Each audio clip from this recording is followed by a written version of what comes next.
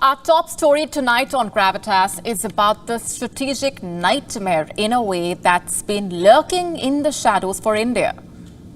For long, India has dreaded the prospect of being encircled by countries leaning towards China, and now it seems that fear is moving closer to reality. With the recent political shifts across its neighborhood, India finds itself increasingly encircled by countries aligning themselves with Beijing.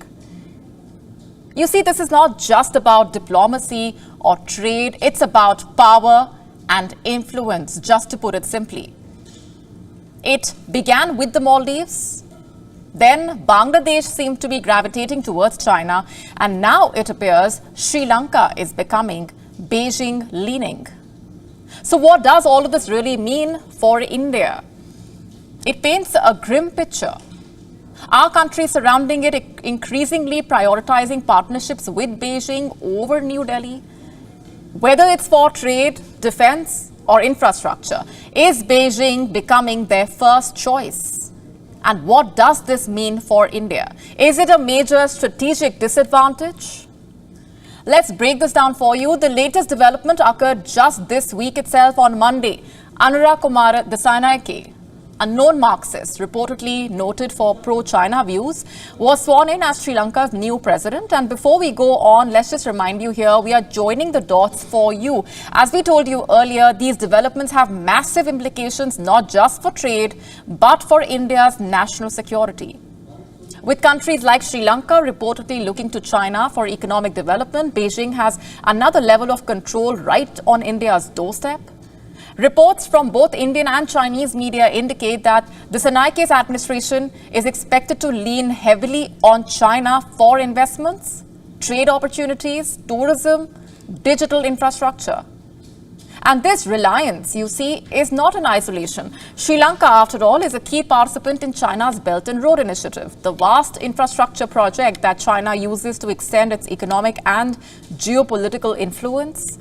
Since joining in 2017, Sri Lanka has seen significant Chinese investment, especially in its ports like those in Colombo and Hambantota. And now experts are saying that Desai will likely double down on this partnership, deepening Sri Lanka's ties with China to boost his country's development plans.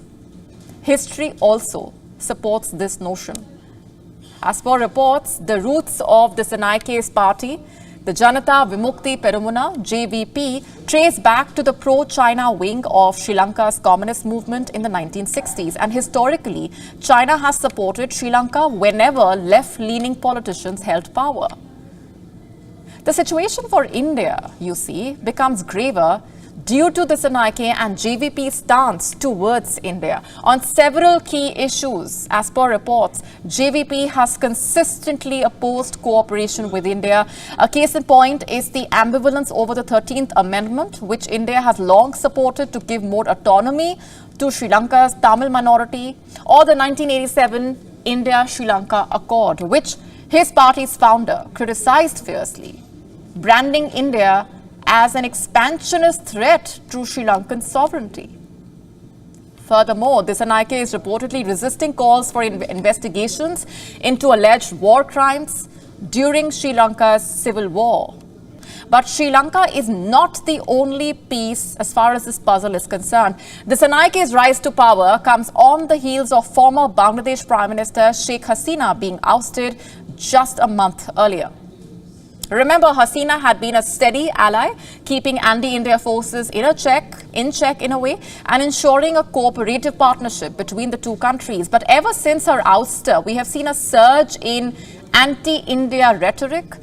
The BNP's and India Out campaign, for that matter, the boycott of Indian goods during Ramadan are just the latest examples of Bangladesh distancing itself from India and potentially tilting towards China. Bangladesh also recently, remember, secured duty-free access for its exports into China's vast market as part of Beijing's policy to increase trade with the least developed countries. The economic allure is clear, but the political implications are hard to ignore. And then there is the Maldives. In 2023, pro-China candidate Mohammad Moizu took office, riding a wave of anti-India sentiment.